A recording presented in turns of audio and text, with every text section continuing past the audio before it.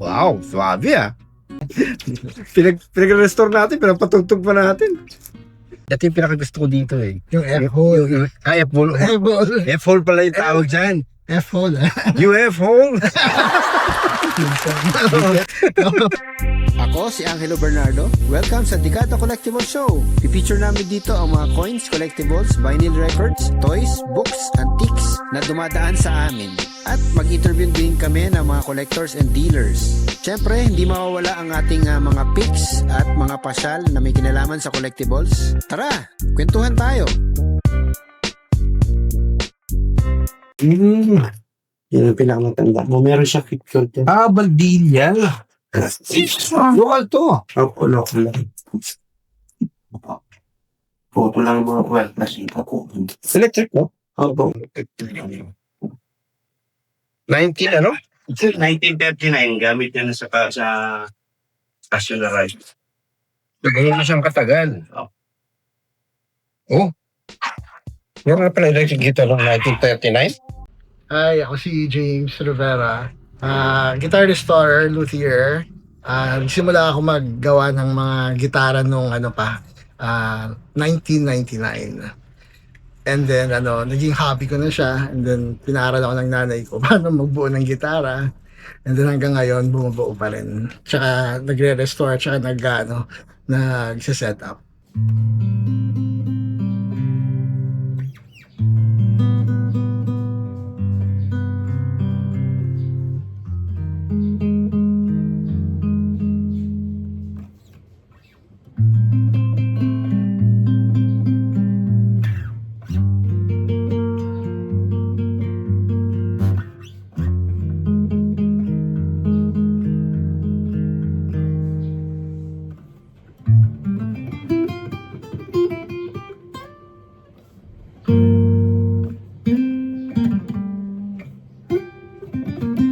Sir, pasok!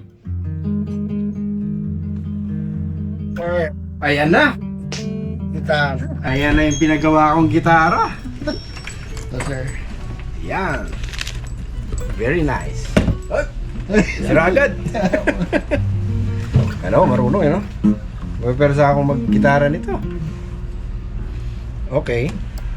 Ganda na. Compared dun sa, noong una wala strings eh, di ba? Wala, sir. Tsaka linis na, oh. Grabe, ganda.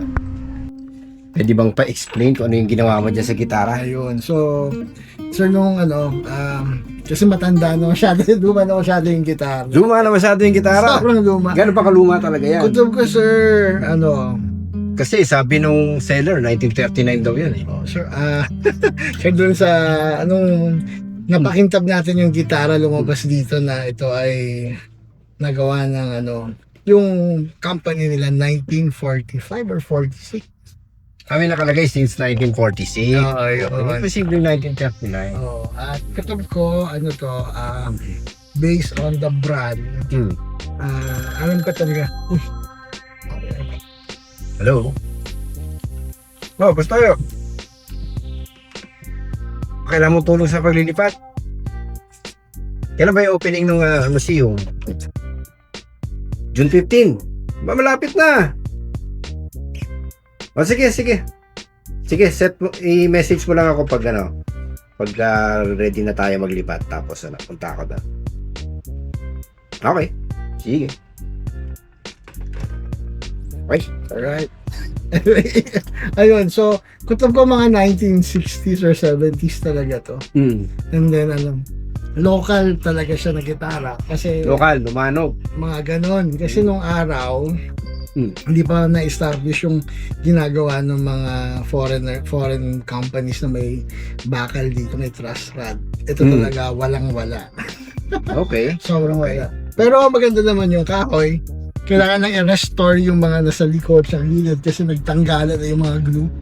Nagtanggal. Ba't nagkatanggal? Dahil sa tanda, Sa tagal, tapos siguro yung pinaka nila, yung quality na glue na ginamit, hindi nasa standards ngayon. So, Dati yung pinakagusto ko dito eh. yung F-hole. F-hole. F-hole. F-hole pala yung tawag dyan. F-hole. Yung F-hole. minsan. Bale, actually, mahirap gumawa ng ganitong gitara eh. Kasi, Bakit? unang-una, parang ginaya nila yung lumang mga jazz guitar. Mga tinatawag Okay. na ano. Saka ano pala, no? Italiano. Similar. Oo. Wala siyang butas dito. Ito, Instead, dito Dito, yung butas parang niya. yung tunog niya mas... Yan yung mga tunog niya. Okay. Wow. Mga ganon. Ayun. Tapos sir, floating bridge yan yata. Parang sa jazz kasi, nauurong-urong to eh. Itong bridge niya. So, Ano nauurong yan? ano yan sir, pag tinanggap yung string malalaglag. Kasi yung mga jazz guitar ganun Ah, talaga. ano ba yun? Oo. So, hindi nakafix yan? Hindi, ang ginawa ko na lang para kumapit mo na for the meantime. May nilagay ako na maliit na, Maliit na glue. oo, na pwede rin tanggalin. Noong nakuha ko ba yun, nakakabit yan? Sir, na nakuha nyo, dahil may lumang string, hindi siya nalalaglag. Nung buti tinanggal- tinawala. Hindi. Ayun, so local talaga. Tapos yung mga fret wires mo, yung mga frets mo dito, corroded. So, kailangan tanggalin yung pinaka parang Corroded yung frets.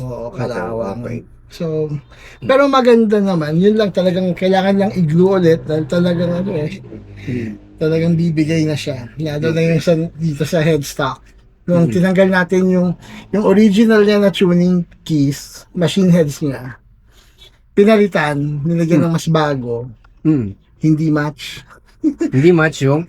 yung nilagay dito. So, medyo modern kaya medyo may mga ganun na biyak. So, nung kinabit Okay. natin yung bagay talaga dito, yung mga vintage tuners, Okay. nakuha natin. Yun. Ayos. Ayan. Sige. Pero local na local talaga kasi usually ang local na gitara, tulad dito, hindi naman to totoong rosewood. Hindi rosewood yan? Ano lang to, basta local materials talaga. Kung ano yung nagagamit ng araw. Pero maganda paggagawa. Ano ba yung rosewood sa Tagalog? Ayun. Kasi alam ko yung mga lumanog, rosewood talaga yung ginagamit. Kasi ayun, yung ebidensyo. Natanggal yung pintura. Ang rosewood ba itim? May pagkaganon. So Tapos ano yun, parang dinidikit mo yun magkaiba siya. Oh, Depende okay. sa wood niya. Okay. Tapos yung tailpiece mo, yung lumang style.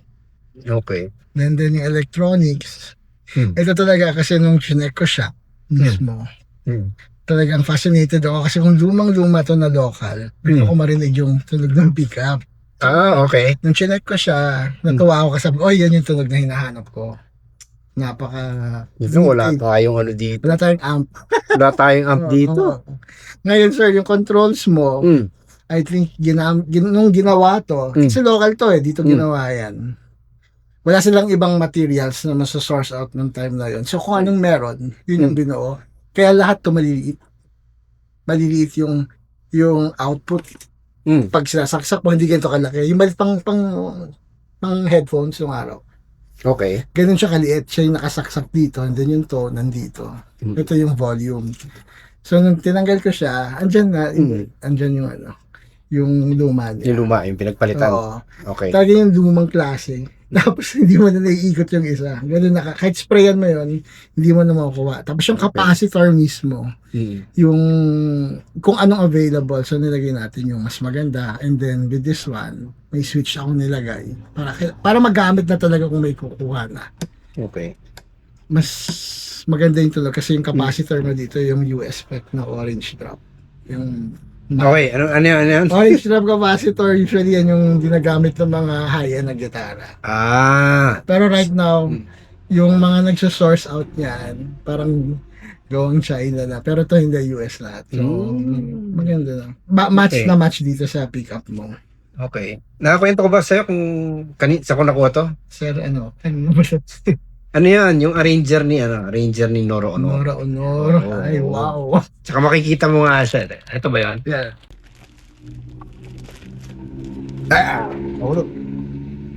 So, yan yung ID niya.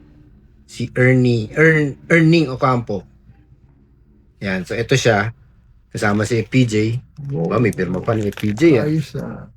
Siyempre, ito si Nora. Original na drop niya nung composition.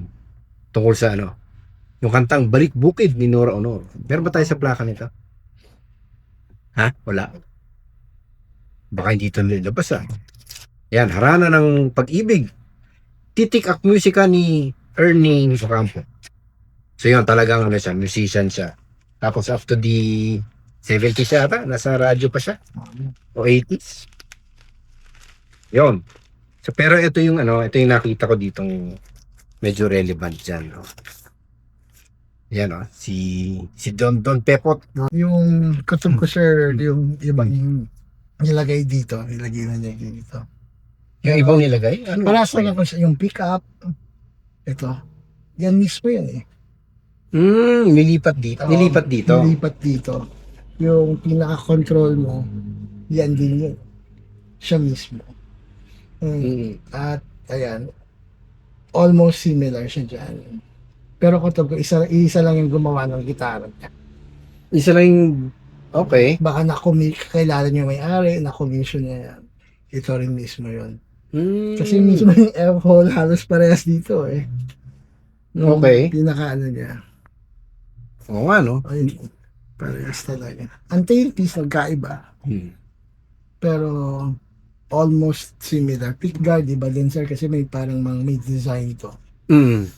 Pero ito sir, luma na rin talaga. Yung chingit ko eh. Luma na rin yan. Luma na talaga to. Lumang-luma. Okay. Since kay sir yan, talagang ang taas na rin ang value nito. Okay. Very good. Sige. Gano'ng katagal mo ginawa ito?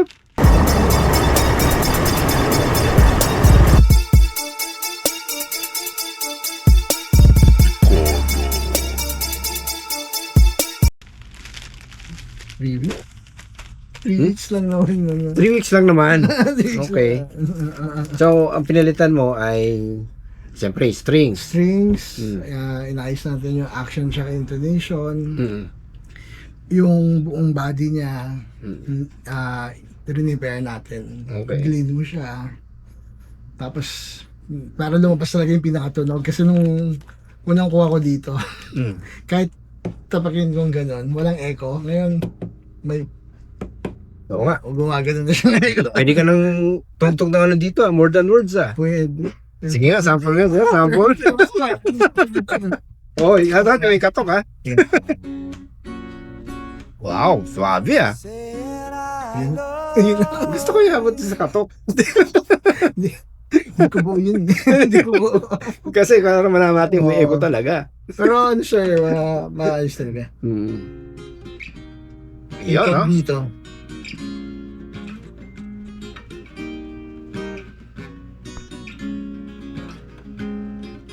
Ikaw ba nag-compose ka ng sarili mong music? Sa banda ako, sir. Ah, banda. Anong banda mo? Yung ano, sir. Dahil 90s ako, paano banda ko? 90s na. Ano nga 90s? Ano tutugtog mo nga? Ano? Freak, gano'n? Hindi, sir. Mas jazz. Ganyan. Mix Jazz. eh. May Incognito, Workshy, Everything But the Girl, mga gano'n. Ah, meron ka? Okay. Yan. So, alam mo yung mga ano bang magandang Cross My Heart? Oh, yun si Chinken. Sige nga. Pinag-restore natin, pinapatugtog pa natin. Yung solo niya.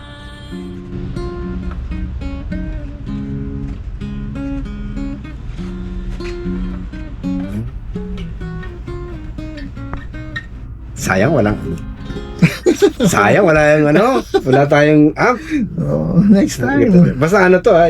Talagang gumagana yung amp mo ha. Good. Tapos, sir. Yung pick up ba na? Pick up. Oo, ayoko na siya lagyan ng iba. Ayoko na siya masyadong butasan. So, kaya nung pinagawa natin, nilagyan ko na lang ng para dun sa medyo parang mala cowboy. Marami namang gumagawa. Oo, okay lang yan. Kasi ayoko na siyang butasan talaga. Okay. So, magkano yung damage ko dito sa... Ba, ewan ko sa'yo. Ikaw gumawa. Parang ano, sir, maganda ba yung inayos natin? 7,800 ba doon? Okay yun, sir, with material, with parts na rin yun.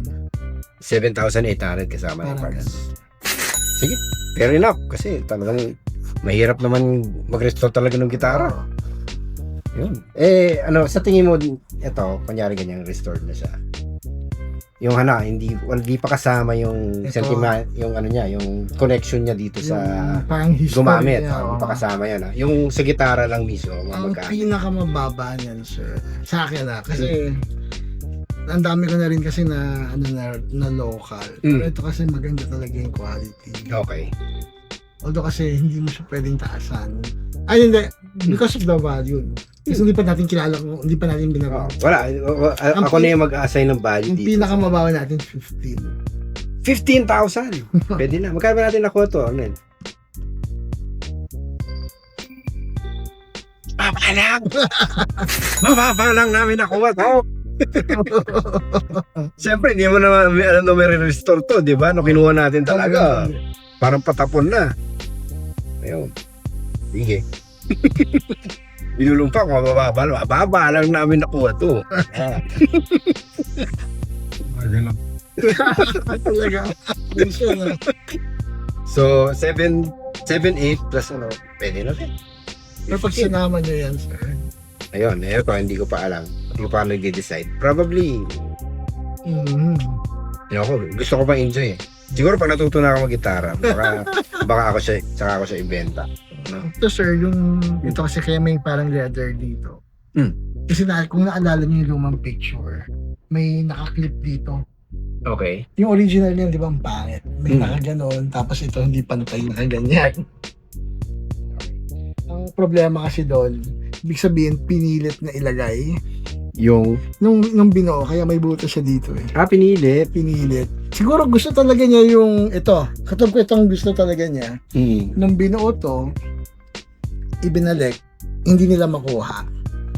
So ngayon, nagka-ground kasi yan. May parang microphone na sira. May gano'n na tunog, static. May static yan. Kaya may nakaipit dito. Okay. Para pag hinahawakan mo to nawawala. So ngayon, ginawa natin. Bumutas lang tayo ng konti dito sa likod. Tapos nagkabit tayo ng wire.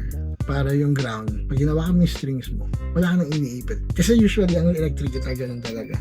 May isang nakaligaw dito para hawakan niya yung pinaka-ground ng gitara. Ganun, parang Kaya ground nung yun. kinabit ko yan, sir, may ampo ko na inubahan sa bahay.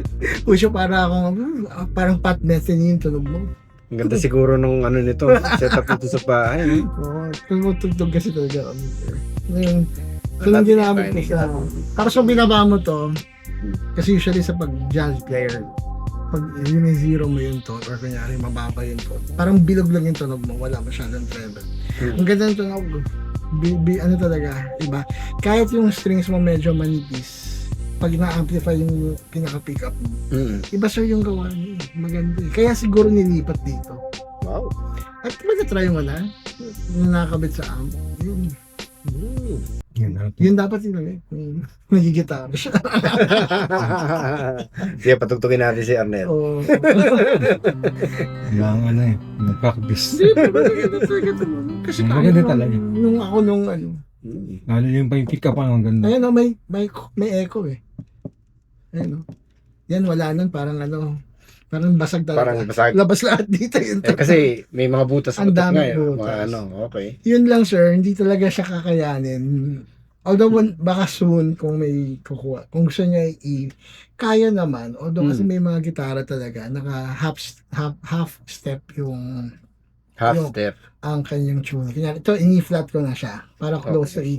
Lalagyan na naman ng kapo pag gusto nila mag-standard, mag-E yung tunog niya.